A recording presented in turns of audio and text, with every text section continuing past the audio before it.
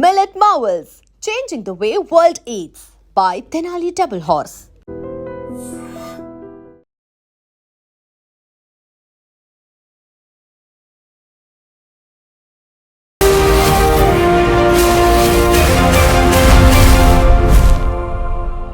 నమస్తే, welcome to I dream social spotlight with Kavitha. కూకట్పల్లిలో చిన్నారి సహస్ర హత్య కేసుకు సంబంధించినటువంటి చిక్కుముడి వీడింది.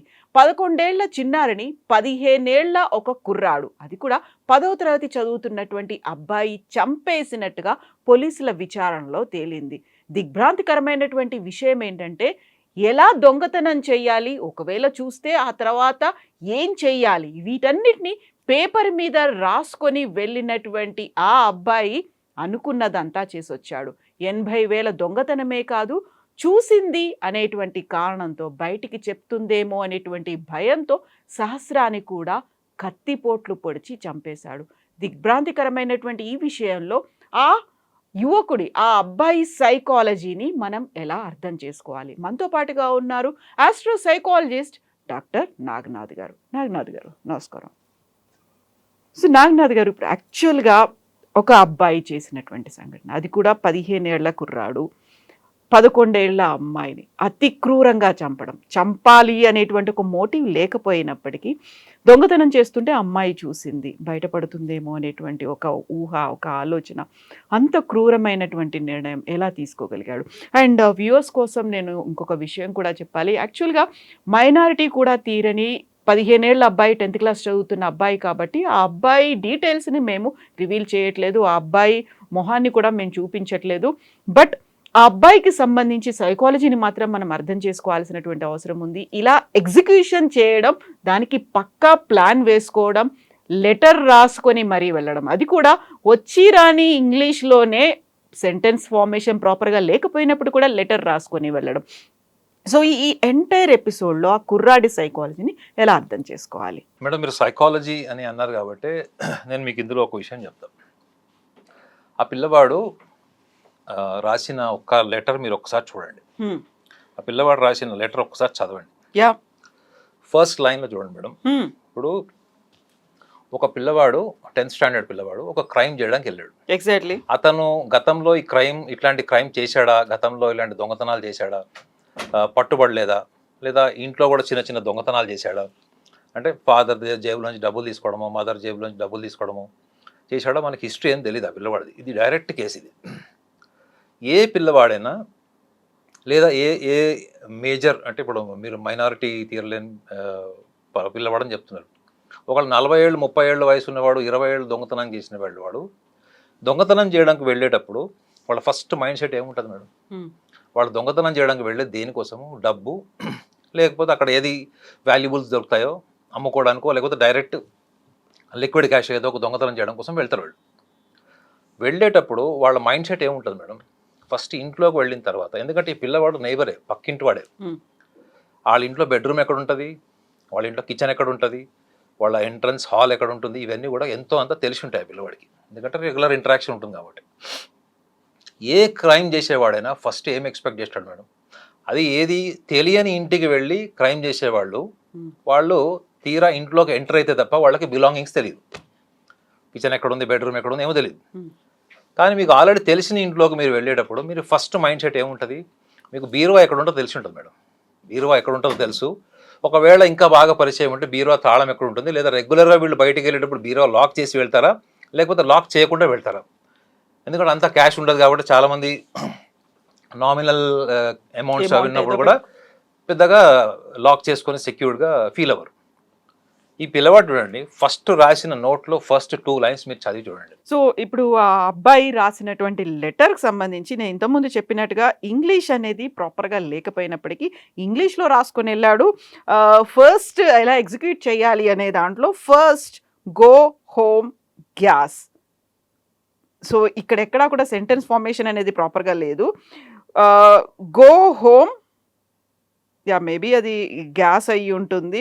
ఆ గ్యాస్ని అయితే ఓపెన్ చేయాలి, లాక్ని ఎలా కట్ చేయాలి, గ్యాస్ని ఓపెన్ చేయాలి అనే దాంతో పాటుగా సో దాన్ని డోర్ మీద పెట్టుకోవడం, ఆ తర్వాత అక్కడ ఉన్నటువంటి టేబుల్ మీద పెట్టాలి, ఒకవేళ దాన్ని ఎవరైనా చూస్తే ఏం చేయాలి, వీటన్నిటి గురించి రాసుకున్నాడు.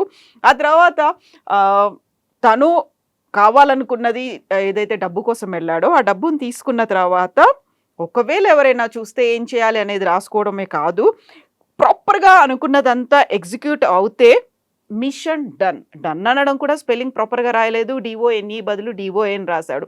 అంటే నేను ఏదైతే అనుకున్నానో అది పర్ఫెక్ట్గా నేను చేయగలుగుతాను అనేటువంటి కాన్ఫిడెన్స్ ఉంది. దాన్ని ఎగ్జిక్యూట్ చేయడానికి ఒక పక్కాగా ఒక డ్రాఫ్ట్ లాగా రాసుకొని వెళ్ళాడు.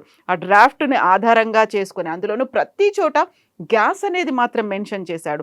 అంటే తన ప్లాన్లో గ్యాస్ని అలా ఓపెన్ చేసి పెడితే అది లీక్ అవ్వడం వల్ల సడన్గా ఏదైనా యాక్సిడెంట్ అవుతే తన చేసినటువంటి దొంగతనానికి సంబంధించినటువంటి ఆధారాలు ఆనవాళ్ళు లేకుండా ఉండడానికని గ్యాస్ కూడా పేలిపోతుంది, అక్కడ ఉన్నటువంటి మంటలు వస్తాయి కాబట్టి ఏమీ తెలియదు అనేటువంటి ఒక ఊహ. ఎంత డేంజరస్గా ఉంది ఆలోచనలు. 15 ఏళ్లకే ఒక క్రిమినల్ మైండ్ సెట్. యూజువల్గానే మనం ఎవరి గురించైనా మాట్లాడుకున్నాము అంటే పక్కా ప్లాన్ ఉంది, లేకుంటే వాళ్ళ క్రిమినల్ మైండ్ సెట్ ఉంది, ఒకకి ఎక్స్పీరియన్స్ ఉంది, ఏజ్ అనేది ఉంది, ఏజ్ ఫ్యాక్టర్ గురించి మాట్లాడుకుంటాం. బట్ ఇంత చిన్న ఏజ్లో ఇలాంటి ఆలోచనలు ఎలా వస్తున్నాయి? చూడండి, ఇందులో రెండు సైకాలజిస్ట్ పర్సెప్షన్ రెండు ఉంటాయి మేడం. ఆ పిల్లవాడు దొంగతనానికి వెళ్ళేటప్పటికే ఆ పిల్లవాడికి బీరువా ఎక్కడ ఉంటుంది, బీరువాలో ఇచ్చేట డబ్బులు తీసుకోవాలి అనే ఇన్ఫర్మేషన్ ఈ పిల్లవాడికి ఉంటుంది. ఎందుకంటే ఫస్ట్ ఆ పిల్లవాడు గ్యాస్ లీక్ చేయాలి, గ్యాస్ ఓపెన్ చేసేసి ఫస్ట్ వెళ్ళి అన్నది ఫస్ట్ మోటివ్ కింద రాసుకున్నాడు. అంటే అర్థం ఏంటి, రేపు పొద్దున దొంగతనం చేసి వెళ్ళిపోతే, ఒకవేళ ఇది గ్యాస్ లీక్ చేసి వెళ్ళిపోతే ఇదేమన్నా ఫైర్ యాక్సిడెంట్ కింద రేపు పొద్దున్న బయట వాళ్ళు ఎవరైనా వచ్చి ఇంట్లో వాళ్ళే రేపు పొద్దున వచ్చారు లైట్ వేస్తారు, లైట్ వేస్తే ఎలక్ట్రిసిటీ వాళ్ళు కూడా గ్యాస్ బ్లాస్ట్ అయ్యే ఛాన్స్ ఉంటుంది. జనరల్గా ఇవన్నీ సినిమాల్లో ఓటీటీ క్రైమ్స్లో మనం చూస్తుంటాం, మూవీస్లో.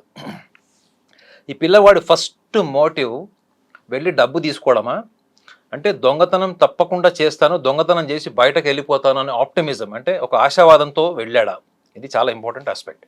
ఈ పిల్లవాడు ఫస్టే ఏం ప్రిపేర్ అయ్యాడు తెలుసా మేడం, మనం దొంగతనం చేసి బయటపడతాం పక్కా.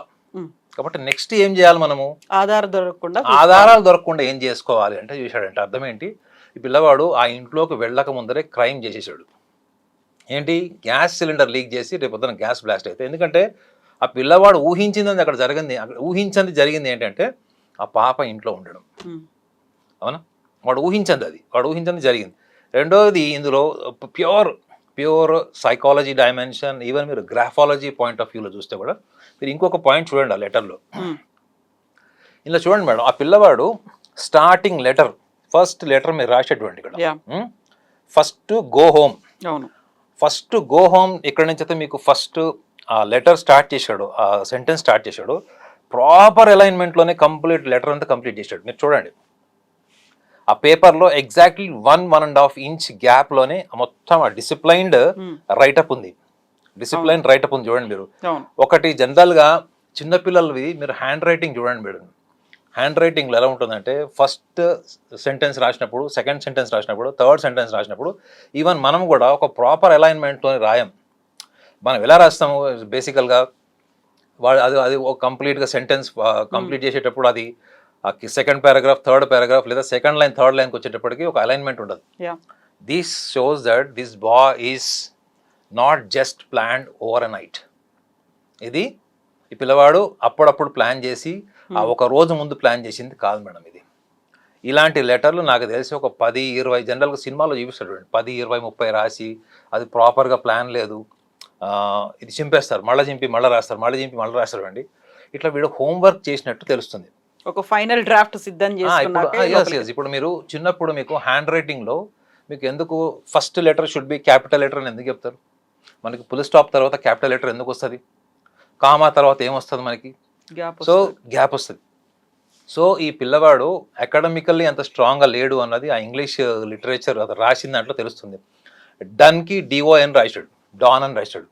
సో ఇంకా కొన్ని గ్రామర్ మిస్టేక్స్ కూడా ఉన్నాయి అందులో, సెంటెన్స్ ఫార్మేషన్ లేదు, వర్డ్స్లో కూడా మిస్టేక్స్ ఉన్నాయి ఫామ్ చేసిన దాంట్లో.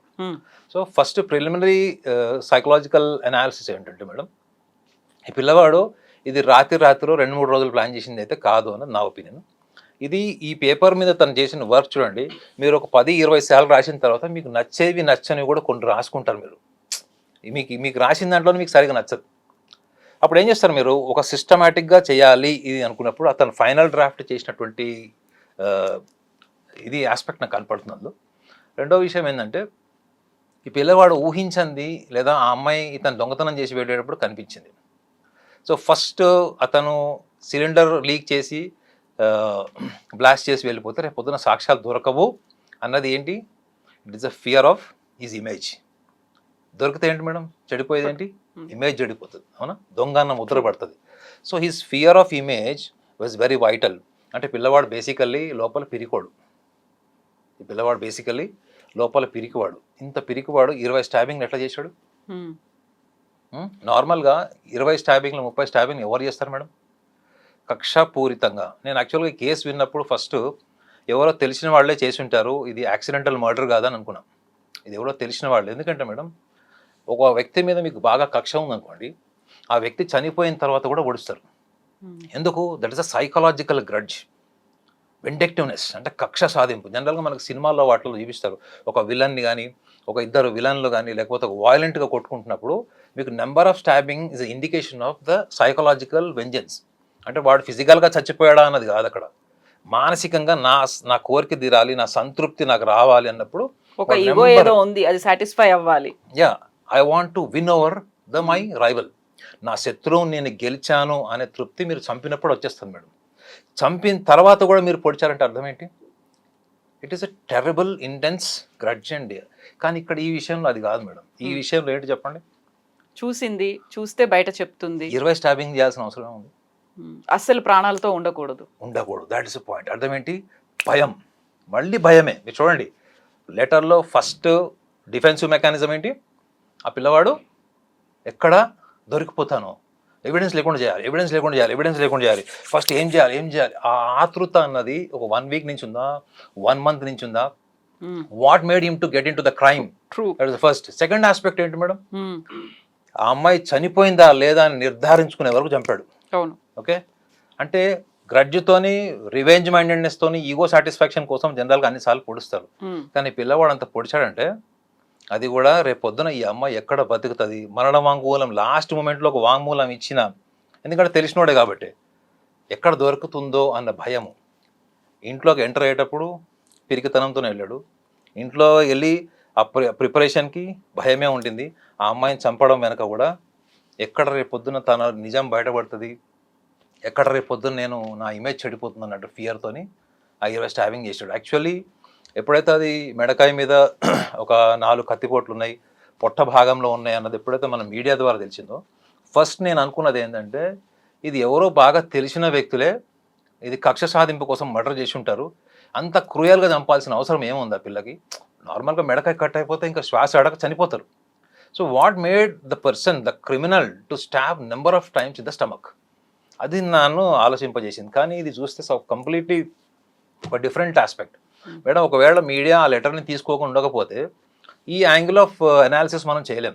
ఎందుకంటే ఒకటి డ్రాఫ్ట్ ఎలా చేశాడు, డ్రాఫ్ట్ చేసిన తర్వాత అతను అందులో కంటెంట్ ఏం రాసుకున్నాడు, అతను 99% అతని మైండ్లో మనం ఎట్లా తప్పించుకోవాలి, మనం దొరకకుండా చూసుకోవాలి, ఆధారాలు లేకుండా మనం ఏం చేయాలి అన్నప్పుడు గ్యాస్ సిలిండర్. ఆ పిచ్చోడు కాకపోతే గ్యాస్ ఆల్రెడీ ఒక లాస్ట్ మూమెంట్లో ఉందనుకోండి మేడం, గ్యాస్ సిలిండర్ అయిపోయే స్టేజ్లో ఉందనుకుందాం, మనకి మంత్లీ 2 monthsకి గ్యాస్ సిలిండర్ అయిపోతుంటుంది. కానీ ఆ గ్యాస్ సిలిండర్ ద్వారా అతను రూమ్ బ్లాస్ట్ అయిపోతుందని ఎట్లా అనుకున్నాడు అన్నది అతని ఇన్మెచ్యూరిటీ, ఏజ్ ఫ్యాక్టర్.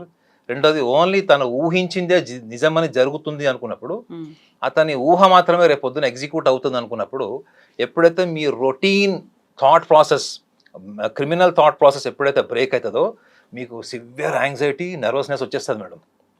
ఎందుకంటే ఒక పిల్లవాడు సిగరెట్ తాగుతున్నాడు, సిగరెట్ బాగా ఎంజాయ్ చేస్తున్నాడు, సడన్గా వాళ్ళ క్లాస్ టీచర్ కానీ, ప్రిన్సిపల్ కానీ, ఫాదర్ మదర్ గారు వచ్చినప్పుడు ఆ పిల్లవాడు ఎట్లుంటాడు మేడం? ఎంత నర్వస్నెస్, ఎంత panic, shock. It is a traumatic, it is going to be traumatic. అదే జరిగింది ఆ పిల్లవాడికి. ఆ టైంలో ఆ పిల్లవాడు ఏం చేస్తున్నాడో ఆ పిల్లవాడికి విచక్షణ లేకుండా జరగకూడదు జరిగింది. సో ఇక్కడ మనం నాగనాథ్ గారు ఆయన అబ్బాయి గురించి మాట్లాడుకోవాలంటే, యాక్చువల్గా తన మెయిన్ మోటివ్ అంతా తన అవసరాలు ఉన్నాయి, అవసరాలకి డబ్బు కావాలి, ఆ డబ్బు పక్కింట్లో ఉంది, దాన్ని కొట్టేయొచ్చు అనే ప్లాన్తో వెళ్ళాడు. 80,000 అయితే తీసుకున్నాడు. బట్ ఆ సమయంలో ఆ చిన్నారి సహస్ర అక్కడ ఉంది, తన్ని చూసింది కాబట్టి బయట చెప్తుందేమో అనేటువంటిది. మోటివ్ అయితే డబ్బు తీసుకోవాలనేది కాకుండా అనుకోకుండా ఎగ్జిక్యూషన్లో మాత్రం చంపేయడం అనేది. అనుకున్నదంతా అయిపోయింది. మిషన్ అకంప్లిష్డ్ అనేటువంటి ఒక మాట ఆయన అనుకున్నట్టుగానే అయింది. అది కూడా ఎక్కడ ఆనవాళ్ళు లేకుండా బయటికి రావడం అనేది. దీంట్లో కూడా 5 రోజులు గడిచిన తర్వాత పక్క వాళ్ళు చెప్పినటువంటి ఒక మాట పోలీసులు కూడా యాంగిల్‌లో విచారణ చేసినప్పుడు అక్కడ తచ్చాడుతూ ఉన్నాడు. ఊరికే అనుమానాస్పదంగా చూపులు ఉన్నాయి అనే ఆధారాలతో మాత్రమే ఆయన్ని అరెస్ట్ చేశారు. సో, ఎగ్జిక్యూషన్ అనేది చాలా చాలా ప్రాపర్‌గా చేశాడు. ఆయన అనుకున్నట్టుగా మిషన్ అకంప్లిష్ అయితే చేశాడు. కాకుంటే అక్కడున్నటువంటి ఒక చిన్న అనుమానాస్పదమైనటువంటి కదలికల వల్లే ఆయన్ని అదుపులోకి తీసుకున్నారు. యెస్. మేడం ఇందులో ఇంకొక యాంగిల్ కూడా చూడాలి మేడం. సబ్స్టాన్స్ అబ్యూజ్ అని ఉంటుంది మేడం. ఇట్లా జనరల్‌గా క్రిమినల్ అంటే ఈ below 14 years, below 18 years crime చేసేవాళ్ళు, ముఖ్యంగా చైల్డ్ క్రైమ్ చేసేవాళ్ళు, కమిట్ అయ్యేవాళ్ళు, వీళ్ళందరికీ కూడా ఏముంటుంది తెలుసా మేడం, మనం చాలా ఈజీగా తీసుకుంటాం ఏంటంటే పేరెంట్స్ బిహేవియరల్ ప్యాటర్న్. పేరెంట్స్ చిన్నప్పటి నుంచి వీడు చూస్తే పెద్ద చదువుకునే వాళ్ళలాగా, పెద్ద అకాడమికల్లీ స్ట్రాంగ్ ఉన్న వాళ్ళ కూడా ఏమనిపించట్లేదు వాళ్ళు ఎట్లా చూస్తే. ఇంగ్లీష్‌లో రాసాడు తప్ప ఏదీ లేదు అది అందులో. ఇంగ్లీష్ అని మనం అనుకోవాలి. మనం గ్రామర్ మర్చిపోయి చదివితే తప్ప అది ఇంగ్లీష్ కాదు.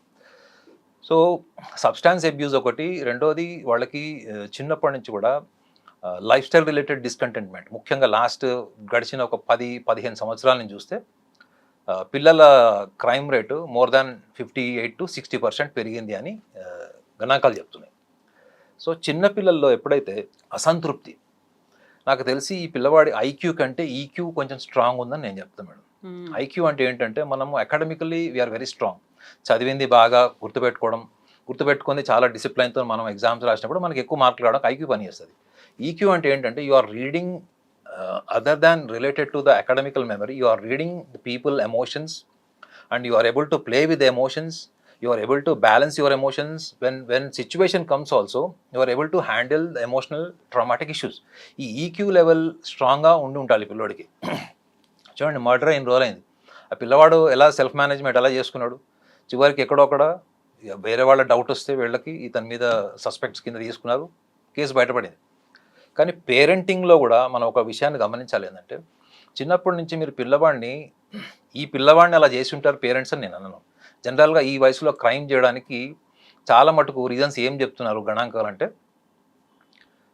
Life style related madam. Life style maintain చేయడం కోసమే ఎక్స్ట్రా మనీ సంపాదిస్తున్నారు. ఎందుకంటే పేరెంట్స్ ఇచ్చే పాకెట్ మనీ దేనికి పనికిరాదు. ఇప్పుడున్నటువంటి కాస్ట్ ఆఫ్ లివింగ్ సొసైటీలో పేరెంట్స్ ఇచ్చేటువంటి డబ్బులు దేనికి పనికిరావు మీకు. సో ఈ పిల్లవాడికి 80,000 దొంగతనం చేశాడు. 80,000 స్థాయి ఈ పిల్లవాడికి ఏముందని అసలు ఈ పిల్లవాడు. అంతే కదా, ఇప్పుడు స్కూల్ ఏజ్ అబ్బాయి, స్కూల్కి వెళ్ళాల్సిన వాడు, చదువుకోవాల్సిన వాడు, మిగతా అదర్ ఖర్చులు ఏముంటాయి, పాకెట్ మనీ కావచ్చు, లేకుంటే నాకు డబ్బు కావాలి అనేటువంటి అవసరాలు ఆ టైంలో ఏముంటాయి అసలు. అంటే ఇప్పుడు లైఫ్ స్టైల్ రిలేటెడ్ ఒకటి ఉంటుంది మేడం, ఇంకొకళ్ళకి ఇంకొక డైమెన్షన్ ఏముంటుందంటే వాళ్ళు చిన్నప్పటి నుంచి కూడా చాలా పెద్ద పెద్ద డ్రీమ్స్ ఉంటాయి వాళ్ళకి. వాళ్ళది డ్రీమ్స్ అంబిషన్స్ అనుకుంటారు, కానీ అది పర్వర్షన్స్ కన్నా కూడా అనొచ్చు మనం స్ట్రైట్ అవే పర్వర్షన్స్ కూడా అనొచ్చు.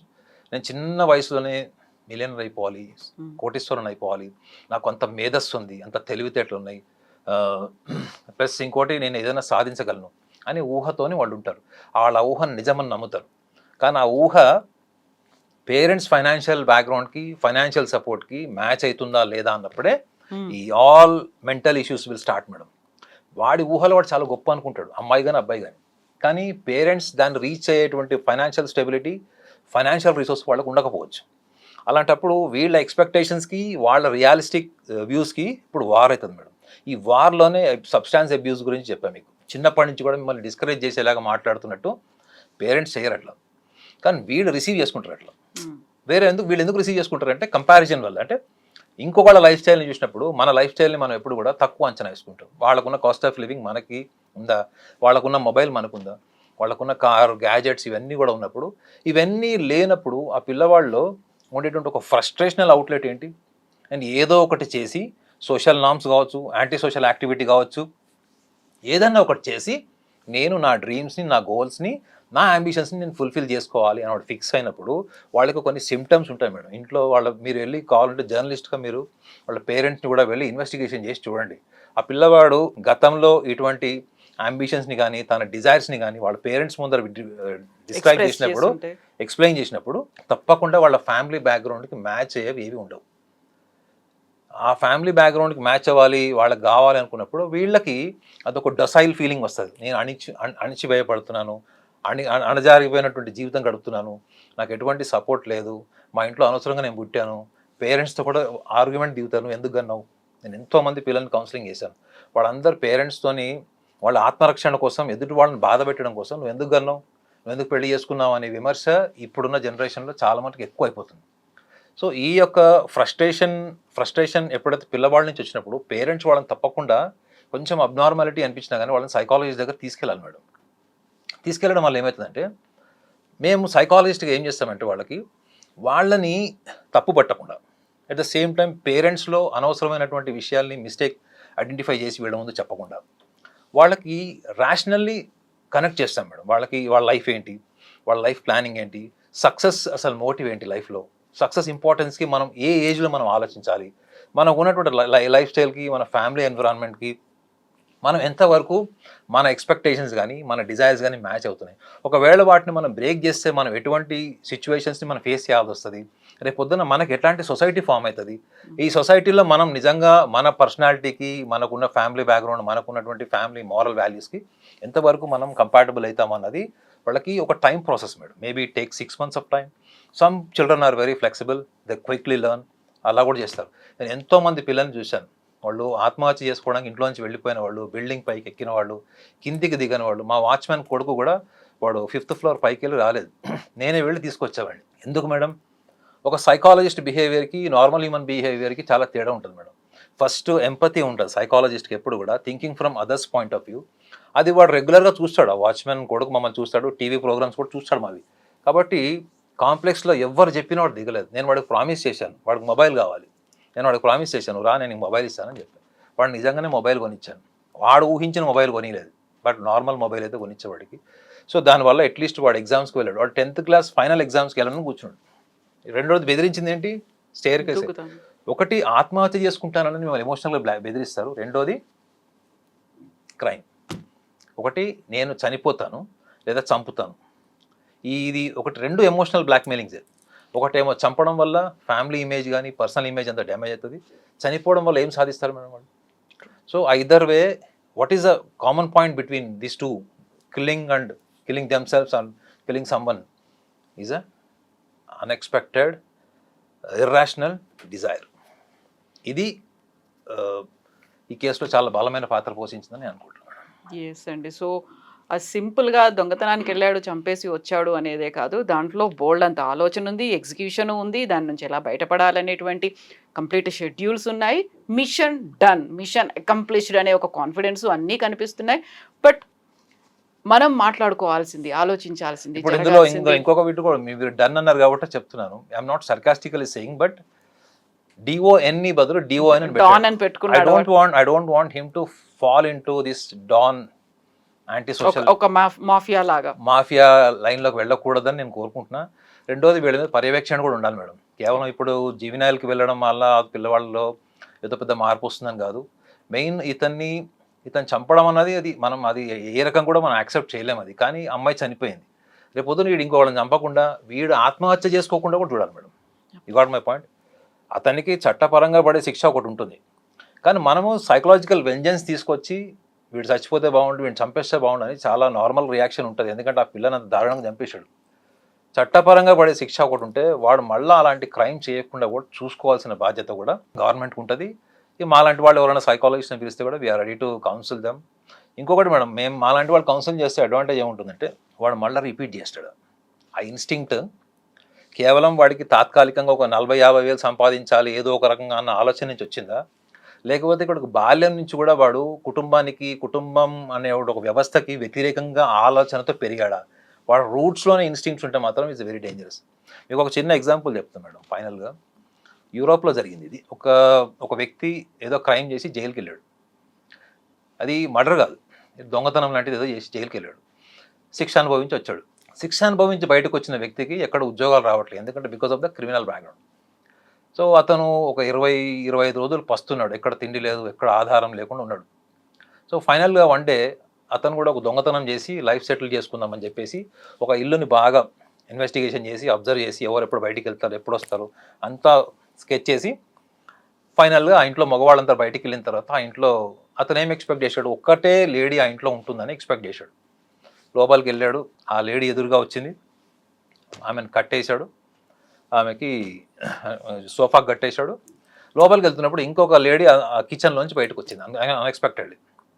వచ్చేటప్పటికి ఆమెను కూడా థ్రెటన్ చేసి ఆమెను కూడా ఇద్దరిని ఎదురెదురుగా సోఫాకి కట్టేసి వెళ్ళి తనకు కావాల్సినవన్నీ బీరువాలో దొంగతనం చేసుకొని తీసుకెళ్తున్నప్పుడు విచిత్రంగా ఏమైందంటే ఈ ఇద్దరిలో ఒక లేడీ అతన్ని థ్రెటన్ చేసింది. నేను నీ ఫేస్ చూశాను, నిన్ను ఐడెంటిఫై చేశాను, నేను పోలీసు వాళ్ళకి చెప్తాను, రేపు పొద్దున పోలీసు వాళ్ళు నిన్ను కాళ్ళు చేతులు ఎరగొడతారు, జైల్లో పెడతారు, నీ జీవితం నరకప్రాయం అవుతుంది అని అతన్ని సైకలాజికల్గా థ్రెటన్ చేసింది. సో అవన్నీ ఏం పట్టించుకోకుండా వాడు దొంగతనం చేసిన లగేజ్ తీసుకొని రాన్ అవే. వాడి ఇంటి నుంచి ఆల్మోస్ట్ ఒక 2 ఫర్లాంగ్స్ వెళ్ళిపోయాడు మేడం ఆల్మోస్ట్. కానీ ఎందుకో వాడికి దారి మధ్యలో ఏమనిపించిందంటే, అరే నేను ఆల్రెడీ 6 ఏళ్ళు జైలు శిక్ష అనుభవించి వచ్చాను, అక్కడంతా నరకమే, అక్కడ నాకు నచ్చినట్లు ఏమీ లేదు, స్వేచ్ఛ లేదు, ఏమీ లేదు. ఇప్పుడు రేపు పొద్దున వీళ్ళు నన్ను ఐడెంటిఫై చేసి మళ్ళీ పోలీస్ కంప్లైంట్ ఇస్తే మళ్ళీ నేను అదే జైలుకి వెళ్తాను. ఎందుకంటే ఒకసారి క్రైమ్ చేసిన తర్వాత మళ్ళీ సెకండ్ టైం క్రైమ్ చేస్తే అది ఇంకా ఎక్కువ వాడికి శిక్ష పడుతుందన్న భయంతో వాడు వచ్చి ఏం చేశాడు, ఈ ఇద్దరు లేడీస్ని చంపాడు మేడం. ఈ ఇద్దరు ఆడవాళ్ళని కూడా వాడు చంపాడు.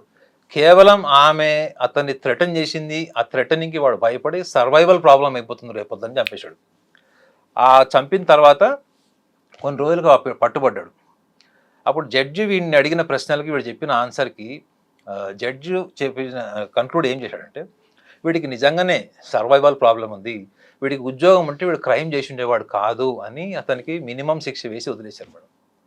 సో ఇందులో సర్వైవల్ ఇన్స్టింక్ట్, వాడు బతకాలనుకుంటున్నాడు మేడం, వాడు ఉద్యోగం చేయాలనుకుంటున్నాడు, కానీ వాడికి because of his previous history nobody is ready to hire him as an employ. ఆ ఉద్యోగం రాదు కాబట్టి వాడు ఏం చేశాడు, విపరీతంగా ట్రై చేశాడు, ఆకలి బాధ తట్టుకోలేక దొంగతనానికి వెళ్ళాడు. దొంగతనానికి వెళ్ళిన తర్వాత అక్కడ వర్బల్ ఏం జరిగిందో మీకు చెప్పా కాబట్టి వాడు ఇంకొక క్రైమ్కి తీశాడు. సో ఈ కేసెస్లో కూడా ఇలాంటి ఈ చైల్డ్ క్రిమినాలిటీలో కూడా వీళ్ళు ఎందుకు చంపుతున్నారు, చంపేంత తీవ్రమైన స్థాయి ఆలోచన ఎందుకు వచ్చింది అంటే అసలు అతని మోటివ్ చంపడం కాదు, కేవలం దొంగతనం మాత్రమే. అది క్రైమ్ అన్నది అన్ఎక్స్పెక్టెడ్గా జరిగింది అక్కడ. ఆ అన్ఎక్స్పెక్టెడ్గా ఎందుకు జరిగింది, because of fear of image, fear of parents. రేపొద్దున నేను దొరికాననుకో ఫస్ట్ వాడు తోలు తీసేది ఇంట్లో మదర్ ఫాదరే, ఆ తర్వాత వాడు పోలీస్ స్టేషన్కి వెళ్తే పోలీస్ స్టేషన్. సో అతనికంటూ ఒక social image, socially connected image ఉంది అక్కడ. కానీ దురదృష్టం ఏంటంటే ఇవాళ ఒక చిన్న పాప చనిపోయింది ఈ యొక్క ఆవేశం, కానీ తను చంపడం వెనక మాత్రం నర్వస్నెస్, ఫియర్ ఉంది మేడం, క్రిమినాలిటీ ఉందని నేను అనుకోవట్లేదు. అంటే తను ఎక్కడ బయటపడిపోతానో రేపొద్దున అన్నట్టు భయం వేరు, ఆ అమ్మాయిని చంపాలని. కానీ 20 సార్లు పొడిచాడు అంటే కన్ఫర్మ్ చేసుకున్నాడు ఈ అమ్మాయి చనిపోయిందా లేదా అన్నది. ఎస్ నాగనాథ్ గారు, థ్యాంక్ యూ సో మచ్ అండి, thank you. And for more videos, Please subscribe to iDream. Please subscribe to iDream. Please subscribe iDreams. And please subscribe to iDream.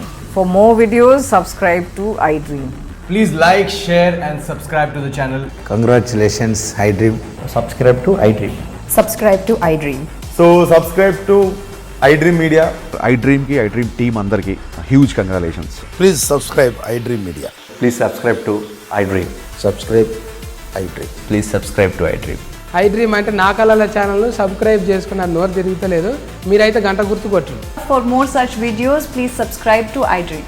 Subscribe to iDream. Please subscribe to iDream. Please subscribe iDream Media. Please do subscribe to iDream. Please subscribe to iDream Media. For best entertainment and information, please subscribe iDream. And don't forget to subscribe to iDream.